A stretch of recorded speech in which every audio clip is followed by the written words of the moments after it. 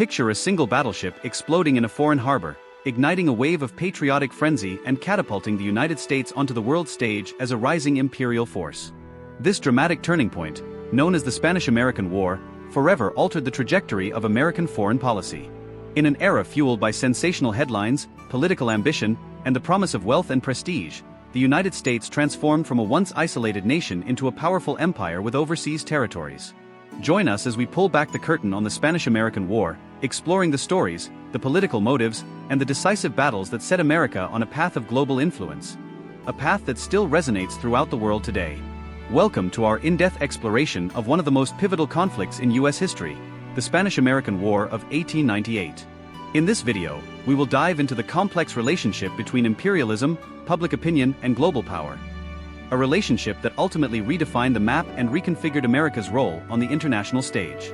By unraveling the intricate motives behind the conflict, analyzing its major battles, and tracing its far-reaching consequences, we will come to understand how a relatively short war transcended its time to shape the contours of modern geopolitics. From the explosion of the USS Maine in Havana Harbor to the annexation of the Philippines, the Spanish-American War's legacy extends far beyond its famous headlines, influencing discussions about democracy, nation-building, and global strategy well into the 21st century. Prepare to journey through a world of newspaper magnates, rough riders, determined revolutionaries, and ambitious politicians as we explore how America became a new kind of empire, fueled by both idealism and economic pursuits.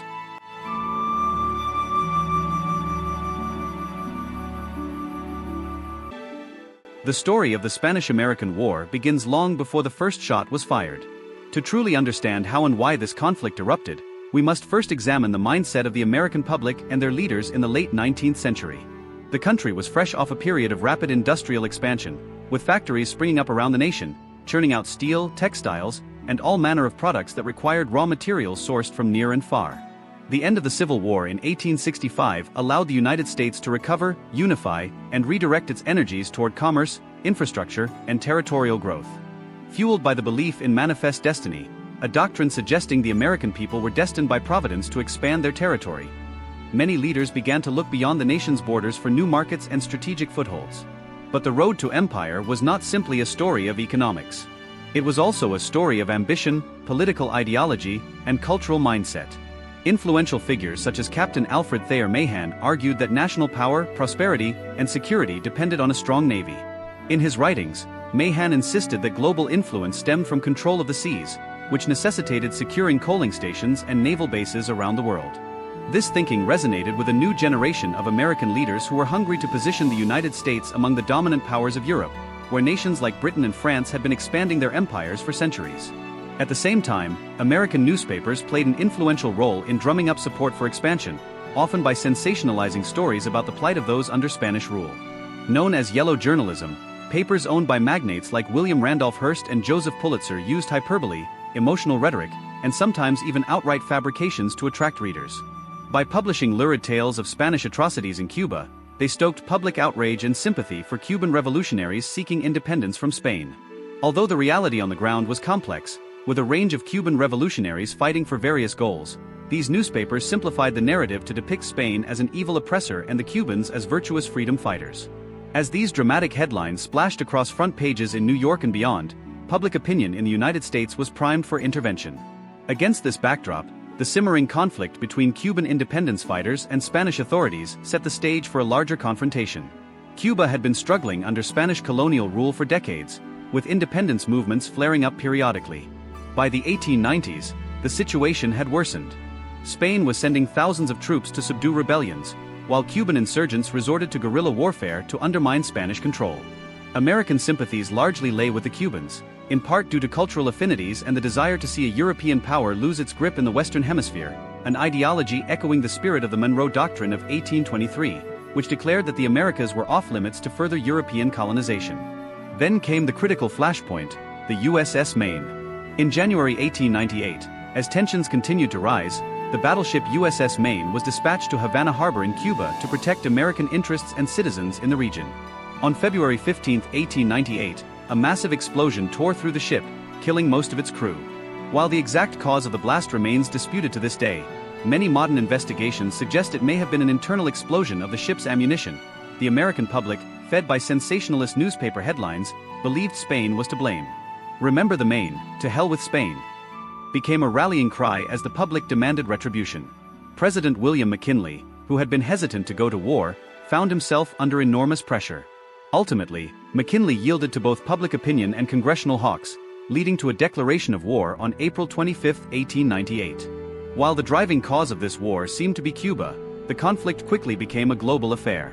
Spain, with its centuries-old colonial empire, still held territories in the Caribbean as well as in the Pacific, including the Philippines and Guam. American imperialists saw an opportunity to expand their reach far beyond the Florida Straits. In the Pacific, the first major action of the Spanish-American War took place. On May 1, 1898, Commodore George Dewey led the U.S. Asiatic Squadron into Manila Bay. In a stunning display of naval superiority, Dewey's modern steel warships decimated the Spanish fleet in the Philippines, securing a swift victory with minimal American losses. This victory served as a showcase of American naval power and signaled the beginning of a new era in which the United States could project its influence across oceans. News of the Manila Bay triumph electrified the American public, and the once divided opinion on imperial expansion began to solidify in support of the war effort. In Cuba, the American ground campaign was marked by challenges, including logistical difficulties and the hot, disease-ridden environment that took a significant toll on U.S. troops. Despite these hardships, the Americans managed to achieve key victories, aided by the Cuban rebels who had already weakened Spanish control from within. Battles such as the famous charge up San Juan Hill by the Rough Riders, a volunteer cavalry regiment led by Theodore Roosevelt, captured the public's imagination. Roosevelt, already a charismatic figure, found himself thrust into the national spotlight, and his leadership during the war would later catapult him to the presidency.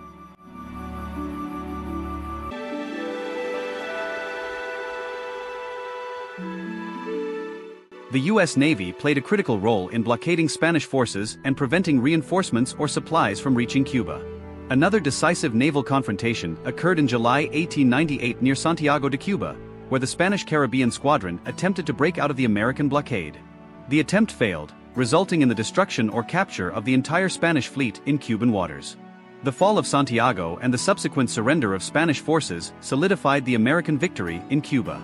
Meanwhile, American troops and Filipino revolutionaries were coordinating to push Spain out of the Philippines, though tensions would soon rise between the U.S. military and Filipino independence fighters over the future of the islands. By August 1898, Spain was forced to sue for peace, leading to an armistice. The formal end of the war came with the Treaty of Paris, signed in December of the same year. Spain relinquished its claims over Cuba, which became a U.S. protectorate, although it was technically granted independence. In exchange for a payment of $20 million, Spain ceded the Philippines, Guam, and Puerto Rico to the United States. This development was a watershed moment in American history. For the first time, the United States possessed overseas colonies. The debate over annexation and imperial expansion erupted. Some Americans, like Senators Henry Cabot Lodge and Albert Beveridge, hailed the United States as a civilizing force, destined to bring progress and democracy to less developed regions of the world. Others, including members of the anti-imperialist league such as Mark Twain and Andrew Carnegie, denounced the move as a betrayal of American ideals of freedom and self-determination. In the Philippines, the U.S. decision to annex rather than grant independence ignited a new conflict, the Philippine-American War, 1899–1902. Filipino nationalists, who had fought alongside Americans against Spanish rule, felt betrayed by U.S. intentions to stay as colonial rulers. The resulting conflict was bloody and brutal, marked by guerrilla warfare and harsh reprisals on both sides. Although the United States ultimately prevailed, the Philippine-American War served as a stark illustration of the complexities and moral ambiguities surrounding American imperialism. The question arose: could a republic founded on the principle of liberty truly justify colonial expansion? American rule in Puerto Rico and Guam took different forms. Puerto Rico became an unincorporated territory, and the Foraker Act of 1900 established a civilian government, though true self-governance was slow to develop. Over time, Puerto Ricans would gain U.S. citizenship in 1917, but the island's ambiguous political status remains a contentious issue even in the 21st century. Guam likewise served as a strategic naval station in the Pacific, though it received even less attention from the American public than Puerto Rico did. The new territories broadened the horizons of U.S. foreign policy, requiring the country to think of itself as an imperial power with responsibilities spanning the globe. Cuba's status was similarly complicated. While the Treaty of Paris officially granted Cuba its independence, the U.S. government placed conditions on Cuban sovereignty through the Platt Amendment of 1901. This amendment allowed the United States to intervene in Cuban affairs to preserve independence and maintain order, as well as to lease naval stations like Guantanamo Bay. Effectively, Cuba became a client state, heavily influenced, if not outright controlled, by American interests. This sparked resentment among many Cubans, even as the island's economy became increasingly tied to American sugar companies and investment. One of the lasting legacies of the Spanish-American War is the debate it sparked in the United States about the nation's identity on the world stage.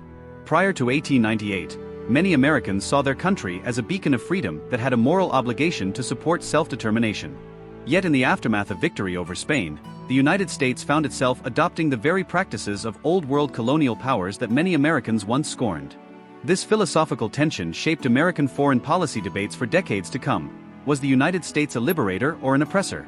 A defender of freedom or a self-interested empire? These questions echoed during future interventions, from Latin America to Southeast Asia, revealing how the Spanish-American War established patterns of engagement that would repeat over time. The war also had enormous implications for the presidency of Theodore Roosevelt. His brave persona and the near-mythical retelling of the Rough Riders' exploits catapulted him into the national consciousness.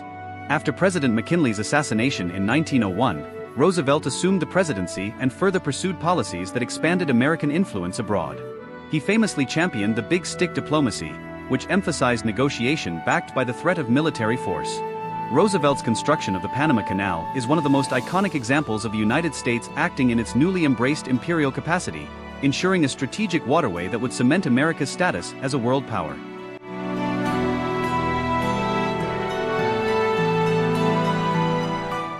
Economically, the war opened doors to new markets and resources. American businesses gained access to sugar fields in Cuba, raw materials in the Philippines, and a strategic gateway to Asia. The concept of America's open-door policy in China also gained momentum, reflecting a belief that the United States, alongside other colonial powers, had the right to share in the lucrative Chinese market. Meanwhile, critics like Mark Twain wrote scathing essays condemning what they saw as hypocrisy and cruelty. This clash of perspectives became a defining feature of American society in the early 20th century, as the nation wrestled with the moral dimensions of empire building. Nevertheless, victory in the Spanish-American War undeniably boosted American national pride. The war was relatively short, just a few months, and decisive victories elevated the confidence of the U.S. military and the public. Parades honored returning soldiers, newspapers chronicled heroic exploits, and the national conversation brimmed with talk of America's rise to global prominence. In the eyes of many Americans, the conflict validated the nation's transition from a once isolated continental power to an assertive presence on the international stage. From a global perspective, the Spanish-American War had even more far-reaching implications. For Spain, it marked the end of centuries of colonial grandeur. Having once commanded an empire that reached across the Atlantic and Pacific, Spain's defeat signaled a dramatic decline in its international influence. This shift in power dynamics heralded the ascendance of the United States as a new empire, and European powers took note. Though the United States would not formally participate in the scramble for Africa, its acquisition of overseas territories placed it among the ranks of colonial nations. The great powers of Europe, Britain, France, Germany, and others, realized that a major new competitor had arrived on the world stage. The ideology behind imperialism, rooted in beliefs about racial hierarchy, social Darwinism, and the assumed superiority of Western civilization, remained prevalent. American leaders used this discourse to justify interventions and territorial acquisitions, casting their actions as benevolent efforts to uplift supposedly backward peoples.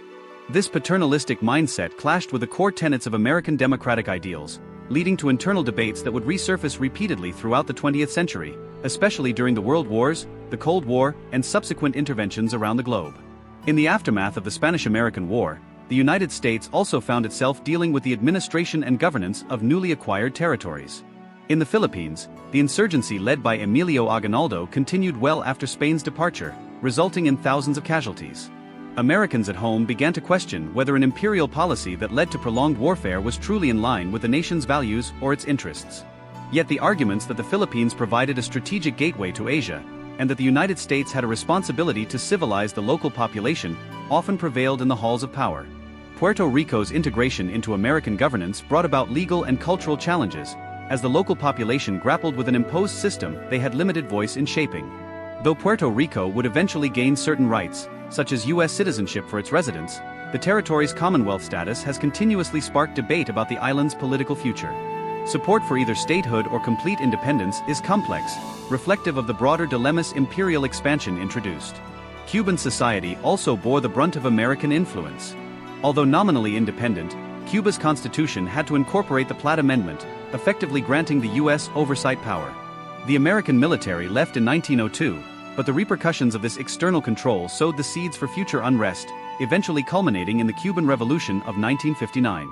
Many historians trace tensions between the United States and Cuba in the 20th century to the power dynamics established in 1898 and solidified through subsequent legislation. Moreover, the rise of American imperialism prompted intense cultural exchanges, sometimes beneficial, other times exploitative. As American missionaries, entrepreneurs, and educators moved into these territories, they brought with them American values, infrastructure projects, and businesses. The newly colonized populations had to navigate a rapidly changing landscape in which traditional norms intersected with imposed foreign structures. Over time, American colonial rule instilled Western-style education systems, legal codes, and economic patterns, forever altering the cultural tapestry of places like the Philippines, Guam, and Puerto Rico.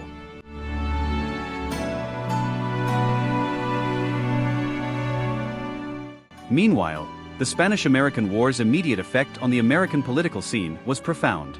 Jingoism, a form of extreme nationalism that calls for aggressive foreign policy, gained traction, bolstering the pro-expansion faction. Politicians who supported the war found themselves rewarded by voters who saw victory as proof of national strength. However, anti-imperialists also galvanized, forming coalitions and advocacy groups to argue that expansion violated the nation's founding principles. While their efforts did not reverse the nation's imperial course, they kept alive a critical perspective that would influence future policies.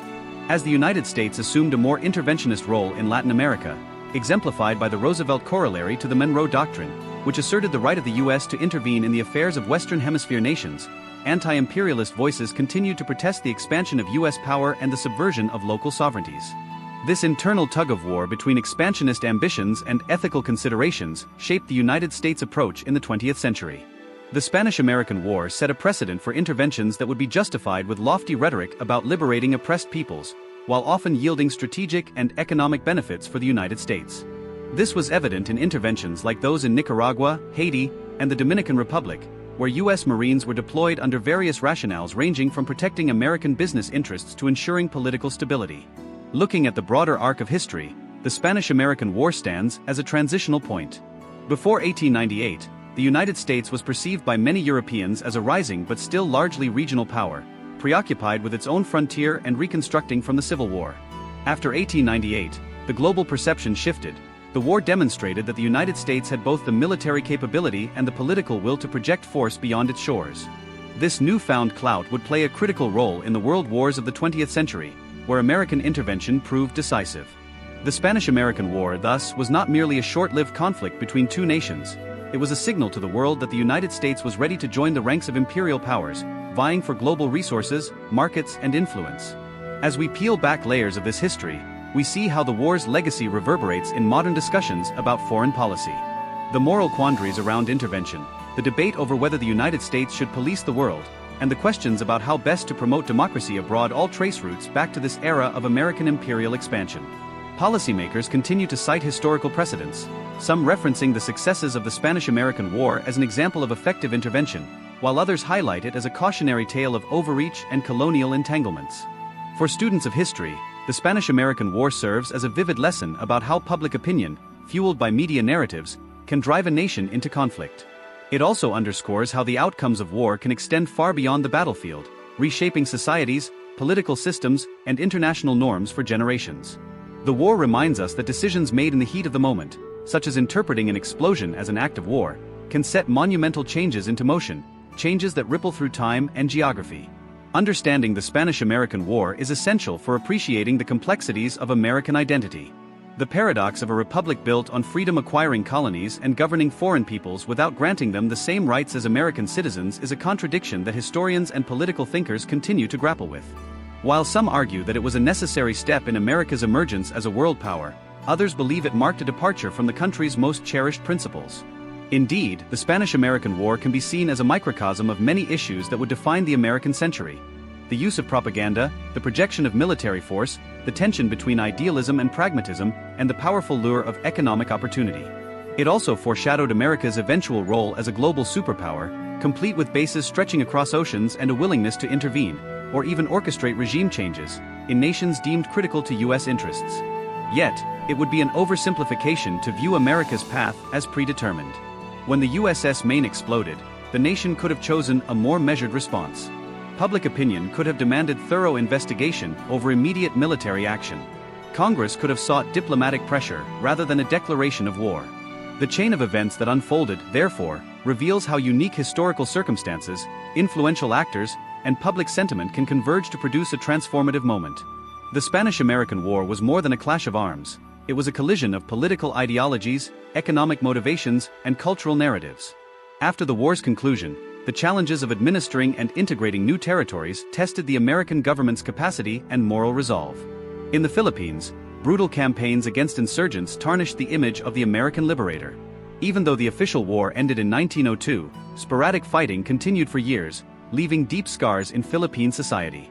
In Puerto Rico, economic dependency shaped the island's future, while debates about representation in Congress and local autonomy persisted. Meanwhile, in Guam, life under American administration brought new opportunities and constraints for the indigenous Chamorro people, who found their culture and society transformed by the steady influx of American influence. For these territories, the Spanish-American War was not a short conflict that ended in 1898, it was the start of a complex and enduring relationship with the United States. Cuba, having been the original flashpoint of the conflict, spent the early 20th century navigating its status as an independent nation under the watchful eye of the United States. The Platt Amendment ensured that the U.S. had the legal authority to intervene militarily. As a result, when Cuban politics did not align with American interests, intervention or manipulation often followed. While some American businesses profited immensely, everyday Cubans questioned their sovereignty. The stage was set for later revolutionary sentiments, a reminder that external control, even when couched in terms like protection or guidance, can stoke nationalist backlash. In reviewing these developments, the Spanish-American War also highlights the power and pitfalls of mass media. The role of yellow journalism, where sensational headlines often overshadowed factual reporting, can still be felt today in how media outlets shape narratives around international events. Although we have advanced technology and a more diverse media landscape, the capacity to drive public opinion through emotive or sensational coverage remains. The lessons from 1898 underscore the importance of critical media literacy, as well as the need for citizens to demand accuracy and context rather than relying on inflammatory soundbites.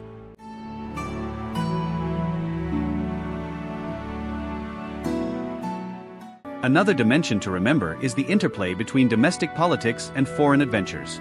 While President McKinley initially hesitated to engage in war, the groundswell of popular demand and the influence of key political figures made it increasingly difficult to avoid. In modern contexts, presidents and leaders face similar pressures.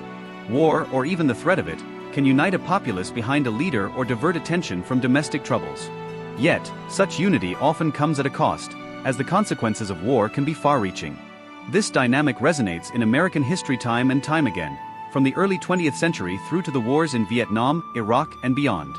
By examining the chain of events that led to the Spanish-American War, it becomes clear how quickly a nation can pivot from restraint to aggression when spurred by public sentiment and strategic opportunity. The war tested the concept of democratic oversight of foreign policy, showing how easily Congress and the presidency can be propelled by emotional narratives. This event foreshadowed how subsequent conflicts might unfold, whether spurred by real threats or perceived ones, with the media, politicians, and corporate interests playing significant roles in shaping the discourse. Moreover, the war's aftermath reshaped the U.S. military establishment. The demonstration of naval power in Manila Bay elevated the status of the U.S. Navy and validated the theories of Alfred Thayer Mahan. Naval expansion continued at a rapid pace, with the Great White Fleet soon undertaking a global circumnavigation to display America's reach. Additionally, lessons learned from the logistical challenges of the Cuban campaign led to reforms in the Army, eventually culminating in the modern structures that would be utilized during the World Wars. The Spanish-American War, though short, catalyzed a transformation of the American military that would have lasting global impact. On the cultural front, the Spanish-American War spurred a wave of patriotic art, music, and literature that celebrated American triumph. The figure of the Rough Rider became emblematic of a rugged, can-do American spirit. The success of a volunteer cavalry in seizing victory from a European power added to the romanticism of westward expansion, frontier valor, and American exceptionalism. But this rose-tinted lens often overlooked the complexities of the war and its aftermath. As with many historical events, the popular narrative and the ground realities diverged sharply. The war produced new heroes and legends, even as it inflicted death and destruction upon foreign shores. Perhaps the most pervasive legacy of the Spanish-American War is its influence on how Americans perceive their place in the world. The late 19th century saw the U.S. grappling with questions of national identity after the Civil War. The swift and decisive victory over Spain offered a unifying narrative of American power and righteousness. This moment laid the foundation for a 20th century marked by America's growing global influence, from taking part in world wars to leading international coalitions. Whether championing democracy or serving national interests, the U.S. would repeatedly engage overseas, spurred by the interplay of idealism, strategic necessity, and economic ambition, dynamics first fully tested in 1898. Yet, the war also invites ongoing critiques. Did the United States betray its founding principles by subjugating other peoples? How could a nation born from an anti-colonial revolution justify its own form of colonial rule? These contradictions remain at the heart of debates over American exceptionalism and the responsibility that comes with being a global power. Supporters of American intervention point to instances where U.S. involvement toppled oppressive regimes or opened economic opportunities, while critics highlight examples of neo-colonial practices, exploitation, and cultural hegemony. Both perspectives trace back, in part, to the Spanish-American War's imprint on the national psyche and policy framework. Equally important is the perspective of those who lived under American rule. In the Philippines, despite eventual independence in 1946, the relationship with the United States profoundly impacted political structures, language, education, and trade. In Puerto Rico, the status debate rages on, with some calling for statehood, others for maintaining the Commonwealth arrangement, and others still for outright independence. In Guam, the indigenous Chamorro community navigates issues of cultural preservation and political rights under American administration. These experiences reveal that for the territories affected by the war, 1898 was not merely a date of victory or loss. It was the start of an ongoing saga of adaptation, resistance, and negotiation. Another critical point is the war's demonstration of how global alliances and rivalries can realign in the face of shifting power structures. After its defeat, Spain receded from the global stage, and other European powers began to factor in the United States as a serious contender. This recalibration would have implications for the alliances formed during World War I, where the U.S. stance played a pivotal role in the conflict's outcome. The pattern of American intervention in matters once dominated by European powers continued throughout the 20th century and into the 21st, highlighting how the Spanish-American War's impact on geopolitics was both immediate and enduring. In the broader scheme, the Spanish-American War exemplifies the age-old tension between national interests and moral imperatives. The public and political leaders might have believed they were liberating Cuba from Spanish tyranny, but the complexities of post-war governance revealed a different reality for many local inhabitants.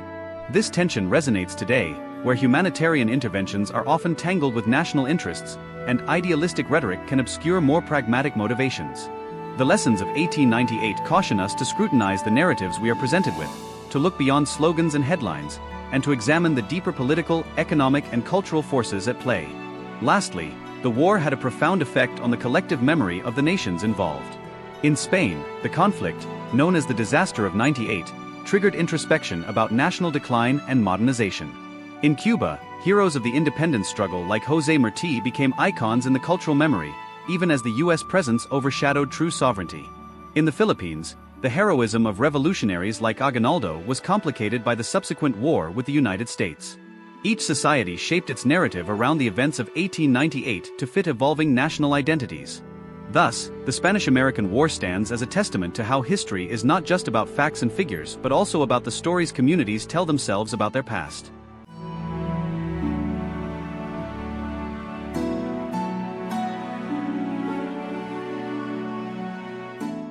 In closing, the Spanish-American War may have lasted only a few months, but its impact was anything but brief. It set in motion a re-evaluation of America's role in the world, forged new territories and identities under U.S. influence, and spurred debates that continue to this day about democracy, sovereignty, and the responsibilities of a global power. For those seeking to understand why the United States acts as it does on the global stage, why it intervenes, how it justifies those interventions, and what moral and strategic dilemmas arise, there is no better starting point than 1898. This war was a crucible in which the forces of imperial ambition, moral idealism, economic aspiration, and national pride blended to produce a new American identity. one of a nation stepping confidently, and at times controversially, into the arena of world powers. Thank you for joining us in this deep dive into imperialism and the Spanish-American War. We hope this exploration helps you appreciate the complexities of this pivotal moment in history and the lasting echoes it has left in our modern world.